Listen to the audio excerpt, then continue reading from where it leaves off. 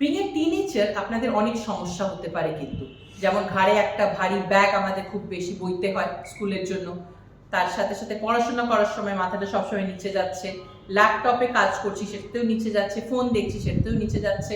এই কন্ডিশনে 3টে এক্সারসাইজ করে আপনি এই কন্ডিশনসগুলো কন্ট্রোল করতে পারেন। এটা কিন্তু ম্যান্ডেটরি, সবারই করা উচিত। হ্যাঁ, এই হাতটা উপরে নিলাম, এই অপোজিট কাঁধের দিকে আমরা এই হাতটা দিয়ে নেকটাকে টানছি অপোজিট কাঁধের দিকে। এখানে যে নেকে যে স্ট্রেচ হচ্ছে সেটা আমাদেরকে ফিল করতে হবে।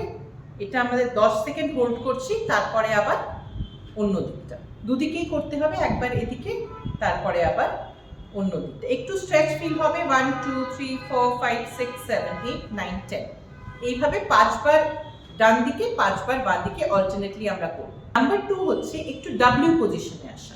এই হাত দুটো এই ডাব্লিউ পজিশনে, তারপরে হাতটা পেছনের দিকে পুশ করা যাতে চেস্টটা এক্সপ্যান্ড হয়। আমরা একটু কুচুর মতো হয়ে যাই সামনের দিকে ঝুঁকে ঝুঁকে বই পড়তে পড়তে বা ব্যাগ নিয়ে নিয়ে, ভারী বস্তার মতো ব্যাগ নিয়ে নিয়ে। তো তখন আমাদেরকে এই পজিশনটা যদি আমরা রাখতে পারি, তাতে ব্যাক মাসেলসটা, স্ক্যাপুলার মাসেলসও একটু স্ট্রেংথেন হয় আর চেস্টটা এক্সপ্যান্ড করে, তাতে আরাম হয়।